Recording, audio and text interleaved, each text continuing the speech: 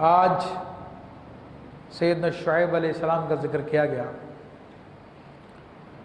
اور ارشاد فرمایا اور مدین کی طرف ان کے ہم قوم شعیب کو، یعنی ہم نے مدین کی طرف ان کے ہم قوم شعیب کو بھیجا۔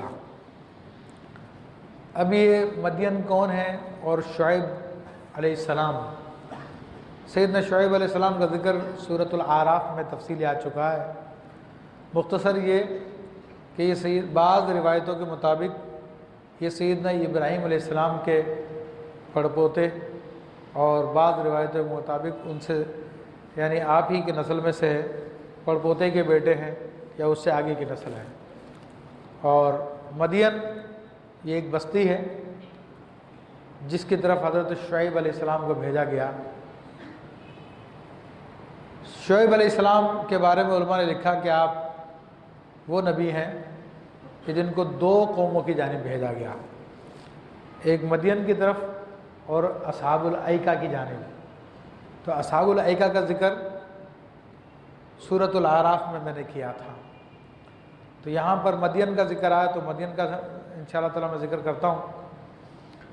تو یہ شعیب علیہ السلام کے ہم قوم لوگ تھے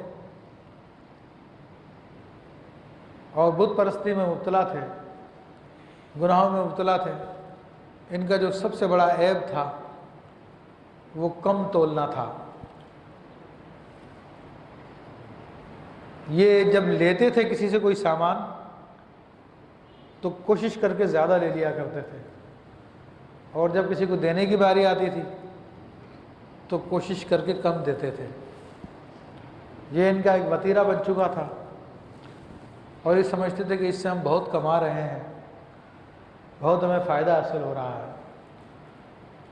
تو سیدنا اللہ کے نبیوں کا طریقہ کار ہوتا ہے کہ سب سے پہلے وہ توحید کی دعوت دیتے ہیں، اور توحید کی دعوت کے بعد پھر دیگر دعوات دیتے ہیں۔ تو انہوں نے فرمایا یا قوم عبد اللہ، اے قوم، اے میری قوم، تم اللہ کی عبادت کرو، ما لکم من الہ غیرہ، اور اس کے سوا کوئی معبود نہیں ہے۔ تو غیر مسلموں کو جب بھی دعوت دی جاتی ہے تو ان کو پہلے توحید کی طرف بلایا جاتا ہے۔ یہ نبیوں کا طریقہ کار رہا ہے۔ اس کے برعکس جب مسلمانوں کو دعوت دی جاتی ہے تو الحمدللہ مسلمان موحد ہوتا ہے، رسول اللہ صلی اللہ علیہ وسلم کی رسالت کا اقرار کرتا ہے، تو ان کو کلمہ پڑھانے کی ضرورت نہیں ہوتی ہے مسلمانوں کو۔ بعض لوگوں کا طریقہ کار یہ ہے کہ مسلمانوں کو بھی تبلیغ کرتے ہیں تو پہلے کلمہ پڑھاتے ہیں، جی کلمہ پڑھیے آپ، اور پھر جناب کلمے کے معنی بتانا شروع کر دیں گے، توحید کا معنی بتانا شروع کر دیں گے۔ تو معاذ اللہ وہ یہ تصور کرتے ہیں کہ جن کو ہم دعوت دے رہے ہیں مسلمان نہیں ہیں، پہلے تو ان کو مسلمان کرنا پڑے گا توحید بتا کر۔ تو وہ پہلے مسلمان کرتے ہیں، اپنے ذوق میں منہ سے ظاہر نہیں کرتے، لیکن یہ کلمہ پڑھانے کا مقصد اور توحید کا معنی سکھانے کا مقصد ان کا یہی ہوتا ہے کہ تم مسلمان نہیں ہو، پہلے تم کلمہ پڑھ کے مسلمان ہو جاؤ، پھر نماز کی اور روزے کی اور دیگر باتیں کرتے ہیں۔ تو یہ غیر مسلموں کو دعوت دی جاتی ہے کلمہ پڑھا کر، اور مسلمانوں کو چونکہ وہ کلمہ پڑھا ہوا ہوتا ہے تو اس کو ڈائریکٹ اس میں جو کمزوری ہوتی ہے، دین کی جو باتیں ہوتی ہے، اس کی دعوت دی جاتی ہے۔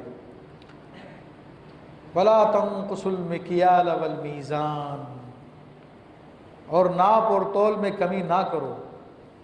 انی اراکم بخیر، بے شک میں تمہیں آسودہ حال دیکھتا ہوں، یعنی میں تمہیں دیکھتا ہوں تم مالدار لوگ ہو، تمہارے پاس سب کچھ ہے، یعنی سب کچھ ہونے کے باوجود پھر تم یہ کام کرتے ہو، ناپ تول میں کمی کرتے ہو،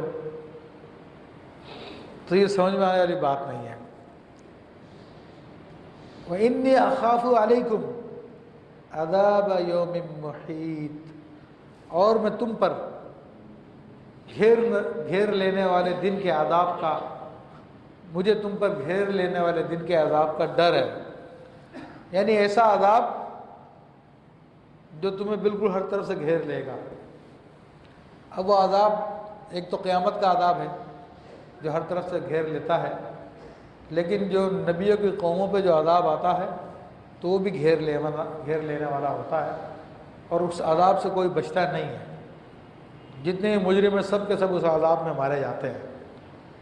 تو سیدنا شعیب علیہ السلام نے ان لوگوں کو مختصر لفظوں میں ساری باتیں بیان کی، اور سیدنا شعیب علیہ السلام کا لقب ہے کہ آپ خطیب الانبیاء ہیں، کہ نبیوں میں بھی آپ کو خطابت کا بہت جوہر حاصل تھا، خصوصی آپ کی صفت تھی۔